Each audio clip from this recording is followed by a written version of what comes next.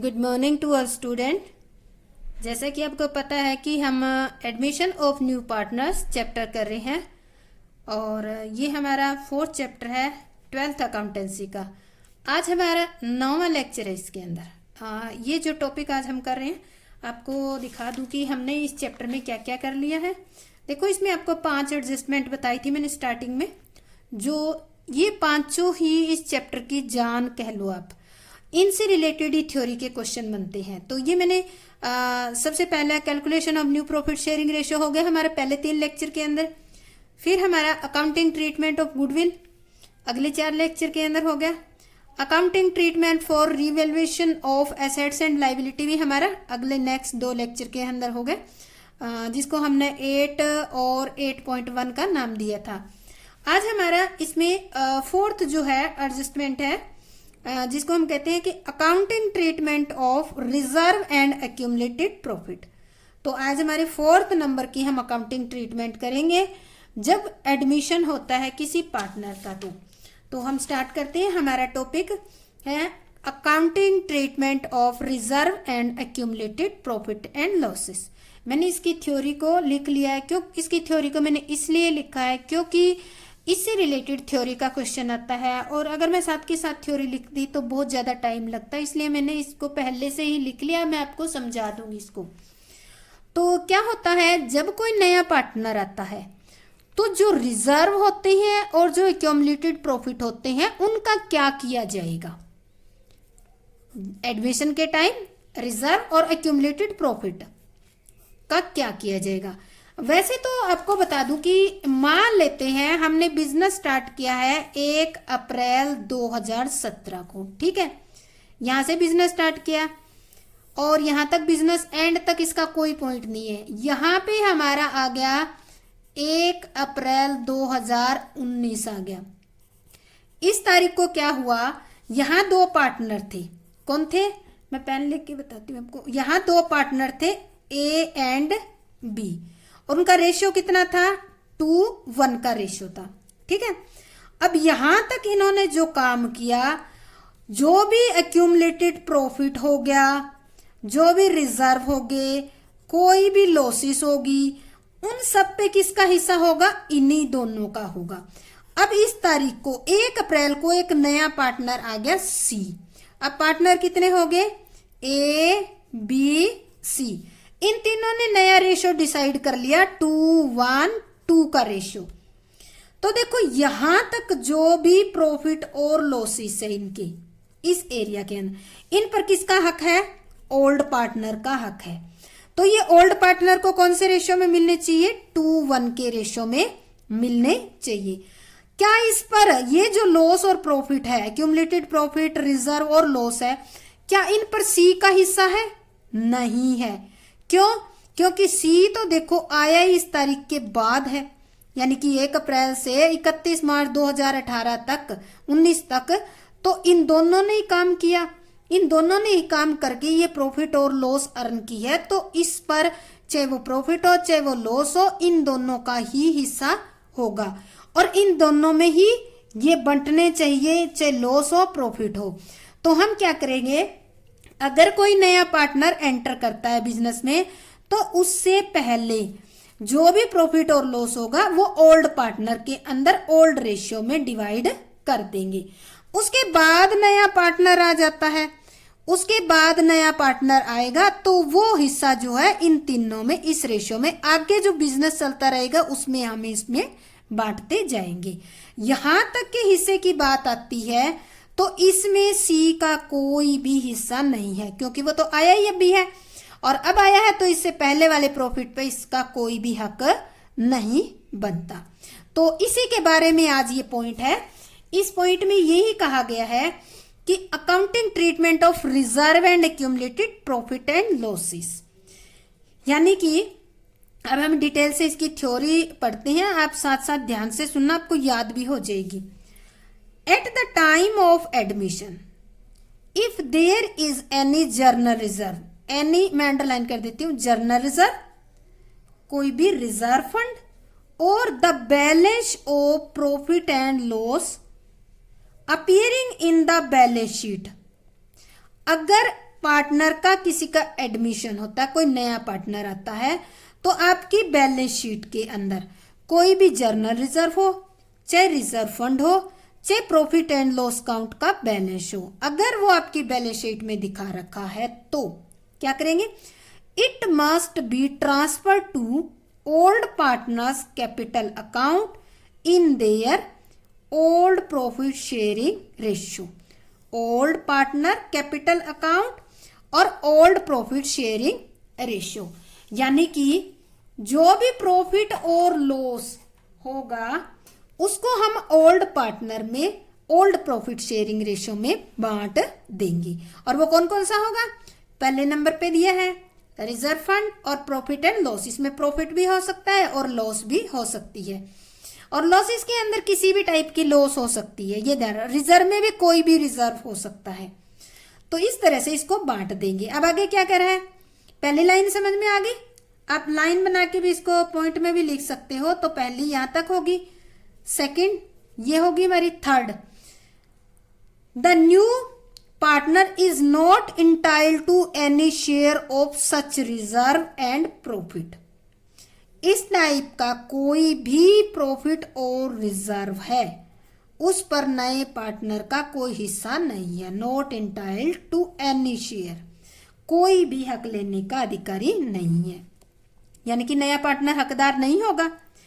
As these are undistributed profit earned by the old partner, और जो इस तरह का ये जो अनडिस्ट्रीब्यूटेड प्रॉफिट है वो किसका है, ये ओल्ड पार्टनर का ही कमाया हुआ या अनडिस्ट्रीब्यूट किया गया है। द फॉलोइंग एंट्री आज रिकॉर्डेड, अब जब नया पार्टनर आता है और इस तरह का आपका प्रॉफिट और लॉस और रिजर्व होता है तो उसकी एंट्री कैसे करेंगे हम, तो हम लेते हैं पॉइंट इसका अंदर, अलग अलग स्टेप बाय स्टेप करते हैं इसको। तो पहले में हमारी दे रखी है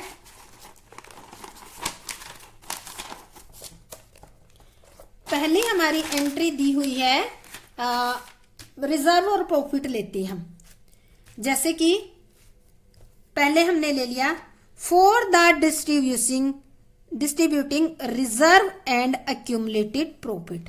देखो एक्यूमुलेटेड प्रॉफिट एंड लॉस होता है, पर हमने कौन सा लिया है, केवल एक्यूमुलेटेड प्रॉफिट या रिजर्व फंड भी हो सकता है, कोई भी हो सकता है। मैं यहां लिख देती हूं कोमा लगा के, कोई भी रिजर्व फंड आ गया,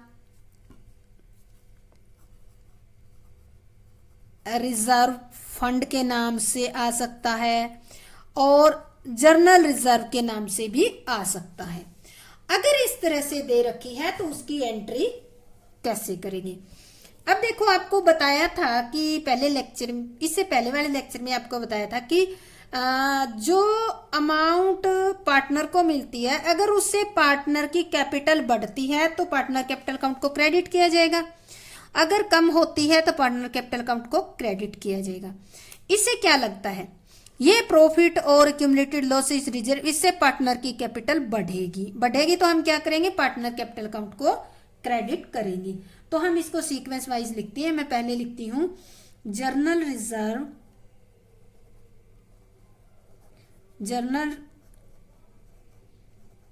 रिजर्व अकाउंट डेबिट, और फिर क्या लिखा था, रिजर्व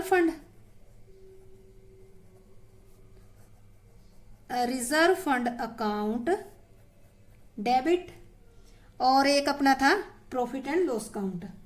यहां लिखती हूं profit and loss account, credit balance होगा, ध्यान रखना क्रेडिट बैलेंस होगा वो प्रॉफिट होगा, अगर डेबिट बैलेंस है तो वो क्या होगी, लॉस होगी। यहां लिखते हैं, एंट्री करते हैं टू ओल्ड पार्टनर अकाउंट, क्या करेंगे, ओल्ड पार्टनर अकाउंट में यहां क्रेडिट कर देंगे। यहां लिखते हैं all reserve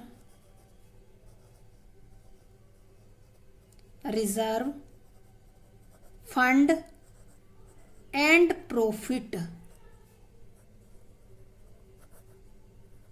transfer to old partner capital, यहाँ पे कैपिटल और एक और लिख देती हूँ करंट अकाउंट, ध्यान रखना ये भी बताती हूँ, करंट अकाउंट, पार्टनर और कैपिटल और करंट अकाउंट इन ओल्ड रेशियो। ठीक है, तो कोई भी जर्नल रिजर्व है एडमिशन के टाइम, जब पार्टनर नया आ रहा है तो आपका जर्नल रिजर्व पड़ा है, रिजर्व फंड है, प्रॉफिट एंड लॉस अकाउंट का डेबिट बैलेंस है, तो इन सारी चीजों को हम क्या करेंगे, ओल्ड पार्टनर के कैपिटल या करंट अकाउंट में बांट देंगे। कैपिटल अकाउंट हम तब लिखेंगे, देखो आपको बताया था कि करंट अकाउंट कब बनाना होता है, जब कैपिटल फिक्स होती है तो आप करंट अकाउंट बनाते हो, जब फ्लैक्चुएटिंग होती है तो कैपिटल अकाउंट। अगर क्वेश्चन में कह रखा है कि आपकी कैपिटल क्या है, फिक्स है, तो आप लिखोगे to old partner current account, और जब फ्लैक्चुएटिंग है तो आप लिखोगे to old partner capital account. ये सारे रिजर्व हमने ओल्ड पार्टनर में ओल्ड रेशियो में बांट दिया।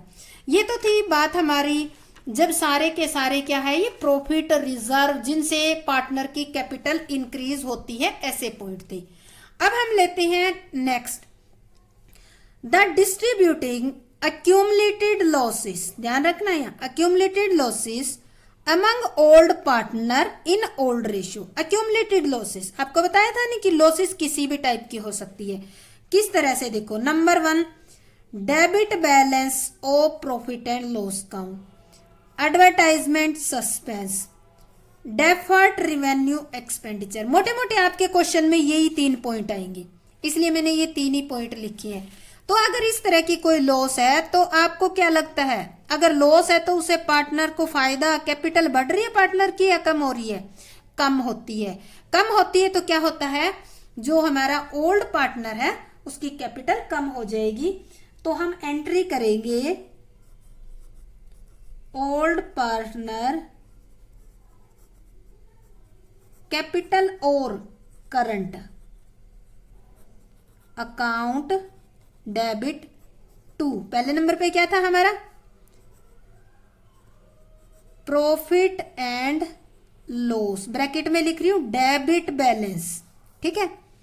सेकंड में था एडवर्टाइजमेंट सस्पेंस अकाउंट, और थर्ड नंबर पे क्या था, deferred revenue expenditure.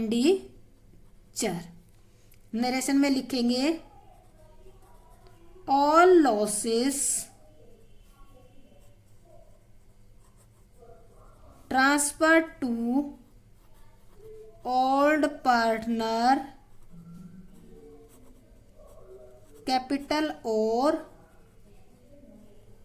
Current account in their old ratio.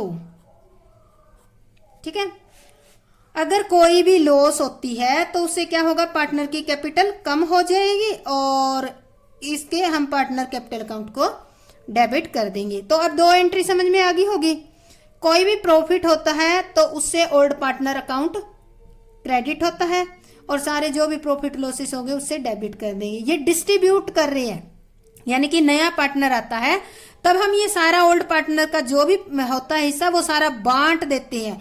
फिर नया पार्टनर आता है तो आपको पता ही है कि जो हमारी पार्टनरशिप होती है उसका रिकंस्ट्रक्शन हो जाता है, दोबारा से कॉन्स्टिट्यूशन, ये दोबारा से संगठन हो जाएगा, ये पुनर्संगठन जिसको कहते हैं वो हो जाएगा। इसी तरह लॉस है उसको भी बांट देते हैं। तो ये 2 पॉइंट थे हमारे। अब देखो एक तीसरा पॉइंट और आता है जो आपके क्वेश्चन में आएगा और हर एक क्वेश्चन में मोस्टली आएगा और आपको कंफ्यूज भी करेगा। ये आगे वाले पॉइंट जो बताने जा रही हूं, ये पॉइंट थर्ड, ये पॉइंट हमारे हैं for distributing surplus of specific reserve. अगर स्पेसिफिक रिजर्व का नाम आता है तो 2 ही होते हैं हमारे स्पेसिफिक रिजर्व, एक होता है वर्कमैन कॉम्पनसेशन रिजर्व और दूसरा है इन्वेस्टमेंट फ्लैक्चुएशन रिजर्व। तो ये जो है इनका मैं एक अलग लेक्चर बनाऊंगी जिसका लेक्चर नंबर होगा 9.2। पर इन दोनों की एंट्री करना सिखा देती हूं कि अगर ये होते क्या है, ये क्या होते हैं, वर्कमैन कॉम्पनसेशन रिजर्व होता है, जो एम्प्लॉय होते हैं उनको किसी टाइप का कोई नुकसान ना हो जाए, जैसे मशीनों पे काम कर रहे हैं तो उनके लिए रिजर्व बनाया जाता है। अगर किसी जैसे कि मजदूर मशीन पे लगा हुआ है, उसका हाथ पैर कट जाता है तो उसके बदले उसको कुछ कॉम्पनसेट देना होता है, उसके लिए कंपनी रिजर्व बनाती है। और ये होता है जो कंपनी ने इन्वेस्टमेंट खरीद रखे हैं उनकी वैल्यू देखो मार्केट में कम ज़्यादा होती रहती है। अगर मार्केट कम होने के चांस हो रहे हैं तो उससे बचने के लिए कंपनी इस रिजर्व को बनाती है। तो ये डिटेल में मैं अगले लेक्चर में बताऊंगी। पर अगर ये एक्सेस में होते हैं, यानी कि क्लेम से ज़्यादा होते हैं, एक्सेस में होते हैं, तो ये पार्टनर के कैपिटल अकाउंट में क्रेडिट साइड में बांट दिए जाते हैं। तो एंट्री क्या करेंगे हम, एंट्री करेंगे workman compensation reserve account debit investment fluctuation reserve account debit, और 2 हम लिखेंगे ओल्ड पार्टनर कैपिटल और करंट अकाउंट। तो ये लिख देंगे workman compensation reserve and investment fluctuation reserve transfer to capital और करंट अकाउंट। तो इस तरह से अब ध्यान रखना, ये नहीं है कि ये आपकी बैलेंस शीट के ये लायबिलिटी साइड मिलेंगे और ये उठा के सीधे नहीं बांट देने हैं। आपको इनके ऊपर देखना पड़ेगा, क्लेम दिया मिलेगा, इन्वेस्टमेंट की वैल्यू डाउन दी मिलेगी। तो ये पॉइंट जो होते हैं गुड पॉइंट है, इनको अलग से मैं 9.2 लेक्चर में समझाऊंगी, उसमें आप समझना। उसके बाद आपको ये एंट्री करनी है, अगर एक्सेस में हो दोनों तब ये एंट्री होगी, और अगर एक्सेस में नहीं होती है तो कैसे ट्रीटमेंट होगी वो अगले लेक्चर के अंदर आपको डिटेल से बता दूंगी।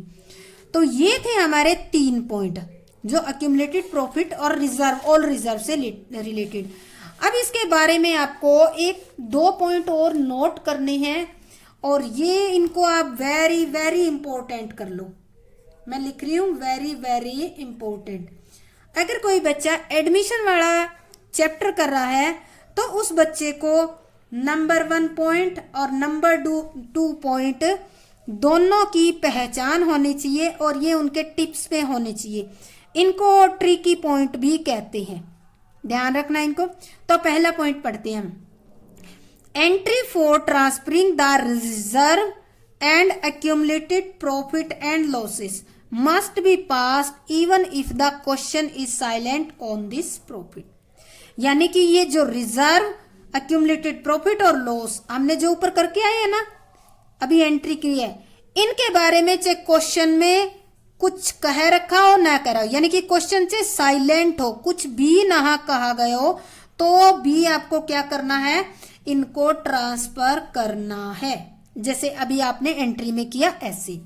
पहला पॉइंट याद कर लो, अक्यूमुलेटेड प्रॉफिट, रिजर्व, लॉसेस, इनके बारे में चाहे क्वेश्चन में कहा हो ना कहा हो, इनको आपको ओल्ड पार्टनर में ओल्ड रेशियो में बांटना ही है, पहला point. Second point very very important, mostly बच्चे जो है इसी पॉइंट पे आके मिस्टेक करते हैं, और यही पॉइंट आपका क्वेश्चन गलत करवाएंगे। इसमें 2 बातें हैं, पहला दे रखा है एम्प्लॉय प्रोविडेंट फंड और दूसरा दे रखा है एम्प्लॉय सेविंग अकाउंट। 2 ये आपको कहाँ मिलेंगे, बैलेंस शीट के, इस लाइन को पढ़ देती हूँ, एम्प्लॉय प्रोविडेंट फंड और employ saving account appears on the liability side of the balance sheet, are not distributed among the old partner as they are not reserved but they are outside liability payable by firm। अगर आपके question के अंदर liability side balance sheet में employ provident fund और employ saving account दे रखे हैं तो ये क्या होंगे, इनको डिस्ट्रीब्यूट नहीं करना है ओल्ड पार्टनर में क्योंकि ये रिजर्व नहीं है, ये फर्म की आउटसाइड लाइबिलिटी है। अब लाइबिलिटी कैसी हुई, ये जो प्रोविडेंट एम्प्लॉय प्रोविडेंट फंड और एम्प्लॉय सेविंग अकाउंट होते हैं इसमें फर्म भी पैसा डिपॉजिट करती है और एम्प्लॉय की सैलरी से कट कर भी डिपॉजिट होता है और ये अल्टीमेटली पैसा किसको मिलना होता है, एम्प्लॉय को मिलना होता है। तो ये किसका पैसा हुआ, एम्प्लॉय का पैसा हुआ। अब देखो है तो ये फर्म के पास जमा है पर है किसका, एम्प्लॉय का है। एम्प्लॉय कौन हो गया फर्म के लिए, third outside liability, third party होगी तो आउटसाइड लाइबिलिटी होगी। अब फर्म को पे करना है किसको, एम्प्लॉय को, तो इस कारण से इसको लाइबिलिटी कहा है और फर्म का इस पे कोई हक नहीं है। हक किसका इस पे, टोटली इन दोनों अकाउंट में जमा पैसे पर एम्प्लॉय का हक है। जब तक एम्प्लॉय फर्म में काम करता है तब तक उस एम्प्लॉय का पैसा इन अकाउंट में डिपॉजिट होता है और जब एम्प्लॉय फर्म को छोड़कर चला जाता है तो ये पैसा वो अपना निकाल कर ले जाता है तो कंपनी को क्या मिलता है, नहीं मिलता। इसी कारण से इसको क्या बताया है, आउटसाइड लाइबिलिटी बताया है। और इस ये रिजर्व नहीं है, रिजर्व वर्ड देखो इसमें फंड नाम लिख के ना तो कई बच्चे क्या करते हैं इसको उठा के जैसे हमने ऊपर फंड किए है ना उन फंड की तरह इसको भी डिस्ट्रीब्यूट कर देती है, पर आपको नहीं करना, ये ट्रिक है। इसको क्या करोगे, एम्प्लॉय प्रोविडेंट फंड और एम्प्लॉय सेविंग अकाउंट ये आपके जो ओल्ड बैलेंस शीट होगी उसमें दिए होंगे दोनों। अगर क्वेश्चन में कह रखा है इनको इंक्रीज किया है तो इनको इंक्रीज करके आप न्यू बैलेंस शीट बनाओगे, उनमें भी आप लाइबिलिटी साइड ही शो करोगे दोनों को। अगर इंक्रीज हो जाता है तो इंक्रीज करके दिखा दोगे, डिक्रीज हो जाता है तो डिक्रीज, पर इनको आप ओल्ड पार्टनर में डिस्ट्रीब्यूट नहीं करोगे, डिस्ट्रीब्यूट नहीं करना आपको ओल्ड पार्टनर में। तो ये जो दो पॉइंट थे हमारे, ये point very very important point है, ट्रिकी पॉइंट है। आगे जब क्वेश्चन करोगे ना आप 4-5 तो ये वाले पॉइंट, ये पॉइंट आपके हर एक क्वेश्चन में आएंगे और आपको कंफ्यूज करेंगे, तो कोशिश करो कि यही इसको लर्न कर लो। तो अब चलो इसके बेस पे हम एक क्वेश्चन करते हैं, इलिस्ट्रेशन करते हैं, एक आपको अच्छे ढंग से समझ में आ जाए। तो हम करते हैं इसका इलिस्ट्रेशन नंबर लेते हैं, मैं लिख देती हूँ यहाँ, इलिस्ट्रेशन नंबर हो गया 49, पेज भी लिख देती हूँ 4.51, डीके गोयल की बुक है, ठीक है। अब मैं इंपॉर्टेंट बातें लिख देती हूँ इसकी। चलो क्वेश्चन पढ़ो पहले।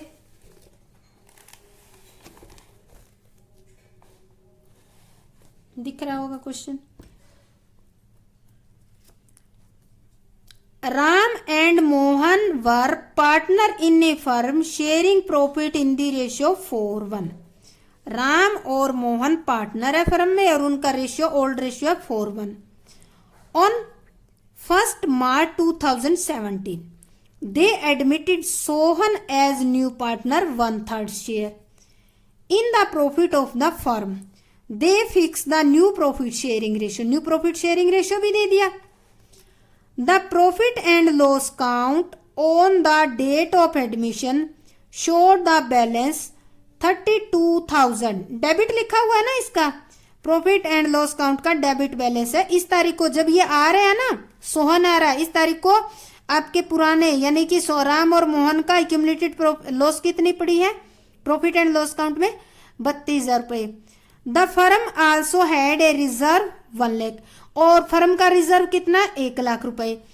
Sohan is to be bring 60,000 as premium for his share of goodwill, और जो सोहन है वो एज ए गुडविल के हिस्से के रूप में प्रीमियम ला रहा है 60,000 रुपए।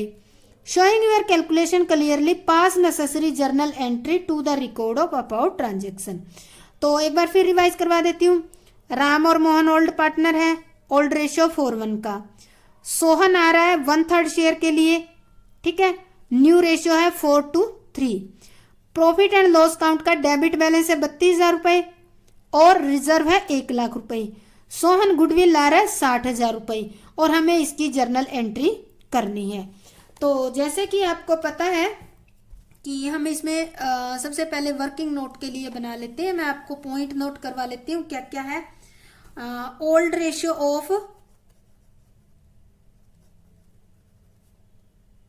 Of Ram and Mohan. Ram and Mohan का कितना था 4:1। दूसरा पेन लेती हूं। और new ratio of Ram Mohan और कौन आ गया सोहन। तीनों का कितना है 4, 2, 3 ये दे रखा है। अब देखो लॉस कितनी है, लॉस है 32,000 रुपए जब सोहन आ रहा है उस तारीख को। और रिजर्व कितने हैं, रिजर्व है 1,00,000 रुपए, ठीक है। सोहन कितने के लिए आ रहा है 1/3 के लिए। और गुडविल कितनी ला रहा है, गुडविल ला रहा है 60,000 रुपए। ये इंफॉर्मेशन है आपके क्वेश्चन के अंदर, ठीक है।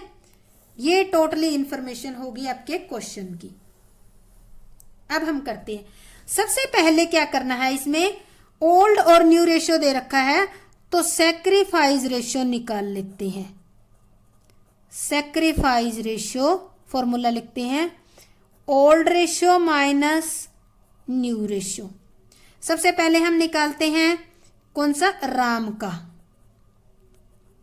राम का ओल्ड रेशियो कितना है 4/5। अब कई बच्चे पूछेंगे जी 5 कहां से आया, तो आपको बता दूं इन दोनों का ले रहे हैं तो 4 और 1 5 यहां आएगा।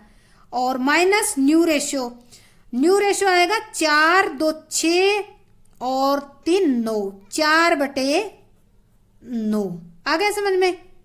9 कहां से आया, तो अब हम इनका लेंगे एलसीएम। एलसीएम बताया ना आपको कैसे लेते हैं, तो ये कट तो नहीं रहे तो 9 पंजे 45। तो इसका करेंगे तो ये हो जाएगा 36 माइनस 20, ये हो गया 16/45।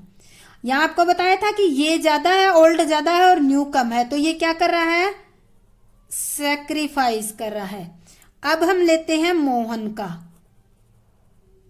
मोहन का ओल्ड कितना है 1/5, न्यू कितना है 2/9, तो एलसीएम 45 आ गया। तो ये आ गया 9 माइनस 10, तो ये आ गया 1 - 45। अब देखो ये ध्यान रखना, ये ट्रिक आई है इसके अंदर। ओल्ड कितना है 9 और नया कितना है 10, यानी कि एक इंक्रीज हो गया। इंक्रीज हो गया तो ये क्या कर रहा है गेन कर रहा है। मतलब इसके अंदर सोहन आ रहा है वही वो नहीं ले रहा, बल्कि जो पहले से मोहन है बिजनेस में वो भी गेन कर रहा है। और इसके बाद सोहन का आपको पता ही है, सोहन का कितना है अब लिख लेते हैं।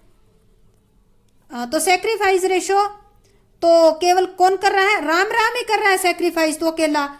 मोहन भी क्या है गेन कर रहा है, और आने वाला सोहन है वो तो क्या कर रहा है गेन कर ही रहा है।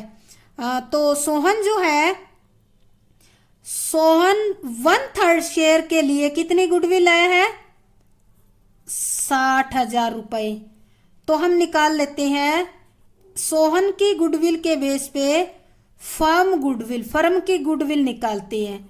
कैसे निकालते हैं, देखो जब सोहन 1/3 हिस्से के लिए 60,000 गुडविल लाता है, ठीक है, तो जब 60,000 बताए तब जो ओल्ड पार्टनर है इन्होंने कुछ सोच समझ के ही 60 इसको बताए होंगे।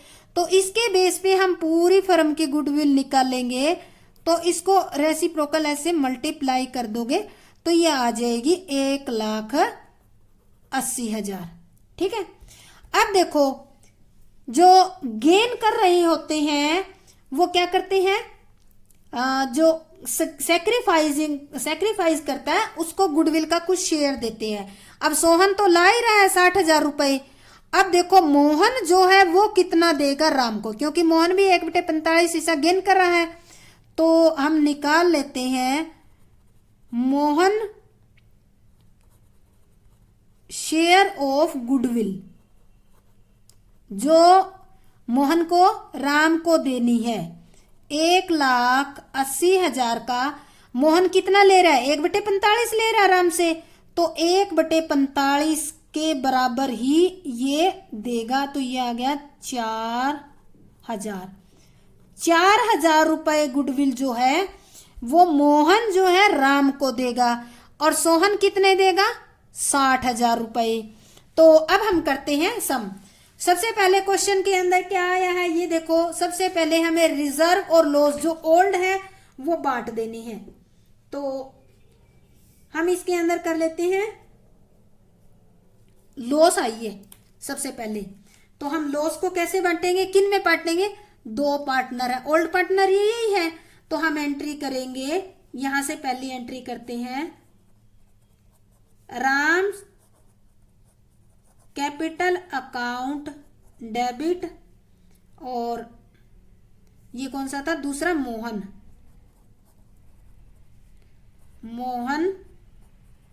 Capital account debit. 2 क्या था? 2 आपका लॉस था ना,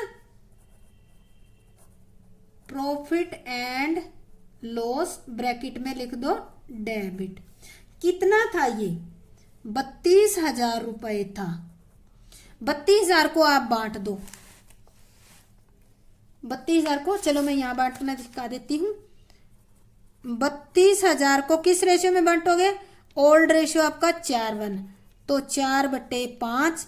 तो इसके हिस्से आ जाएगा 25,600, और दूसरे के हिस्से क्या आ जाएगा? यहां जब 1 करेंगे तो उसके हिस्से आ जाएगा 6400 रुपए। तो इस तरह से हम बांट लेंगे। अब लिख देते हैं, तो ये आ जाएगा 25,600, और ये आ जाएगा 6,400। यहां लिख लेते हैं narration, loss transfer to old partner in old ratio. Old partner में ओल्ड रेशियो में हमने बांट दी। सेकेंड एंट्री हमारी होगी इसकी, ये देखो आपको दे रखी थी लॉस, लॉस की होगी। अब आता है रिजर्व। अब रिजर्व की एंट्री करते हैं। तो रिजर्व से क्या होगा? ओल्ड पार्टनर को फायदा होगा, तो उनके अकाउंट को क्रेडिट किया जाएगा। Reserve account debit to Ram capital account और टू मोहन कैपिटल अकाउंट। कितना था? 1,00,000 रुपए।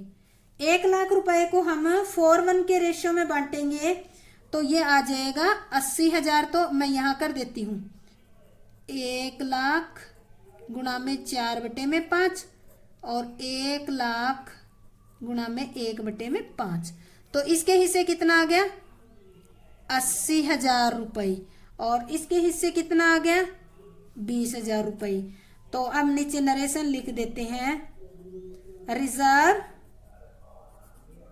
Transfer to old partner in old ratio. कर देंगे एंट्री हम, ये एंट्री हमारी हो जाएगी। इसके बाद अब हम करते हैं, देखो हमारे पास सबसे पहले हमने क्या किया? ओल्ड प्रॉफिट था, वो लॉस थी, वो बांट दी हमने, प्रॉफिट बांट दिया। अब हम आते हैं, जो नया पार्टनर आ रहा है वो क्या लेके आ रहा है? गुडविल लेके आ रहा है। तो तीसरी एंट्री के अंदर हम करते हैं bank account debit to premium for goodwill account. कितने लेके आ रहा है?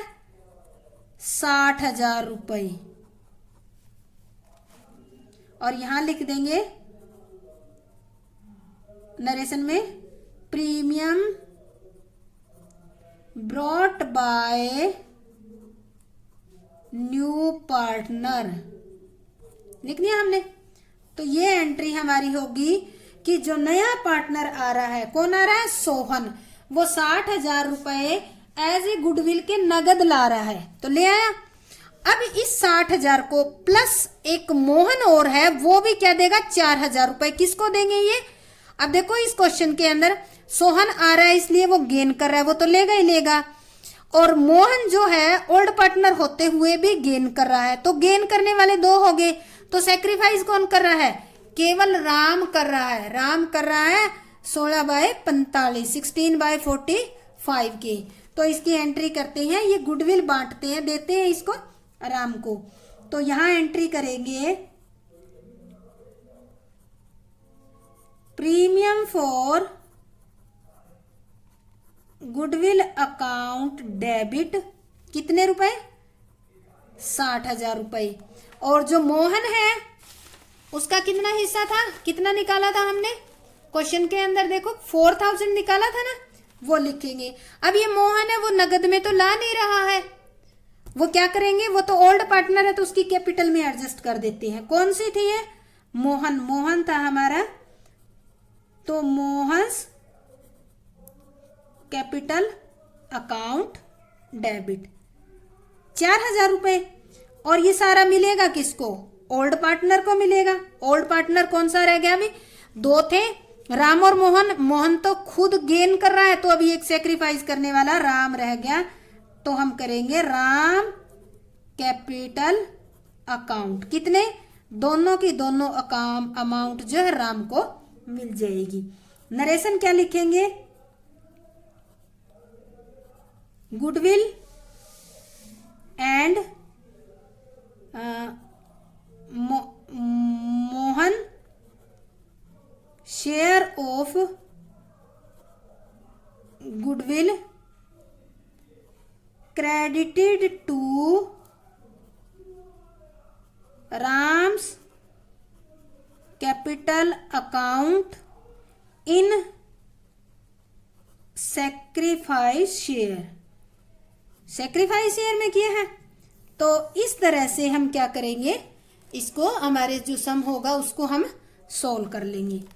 तो ये देखो इसके अंदर हमने एक्यूमुलेटेड प्रॉफिट और लॉसेस, यानी कि प्रॉफिट भी लॉस भी, शुरू में लॉस प्रॉफिट और साथ के साथ वो पॉइंट कर लिया जिसमें नया पार्टनर आ रहा है, गुडविल ला रहा है, और एक ट्रिकी पॉइंट जिसमें जो ओल्ड पार्टनर है वो भी गेन कर रहा है, वो पॉइंट भी हमने लेकर इसके अंदर सोल्व कर लिया। और जो ओल्ड पार्टनर है वो गेन कर रहा है, उसकी गुडविल कैसे निकालेंगे, लाने वाले पार्टनर की गुडविल के बेस पे हम निकालेंगे। तो स्टूडेंट आपको अगर समझ आ गया है तो मेरे चैनल को लाइक शेयर और सब्सक्राइब जरूर करें। जय हिंद, जय भारत।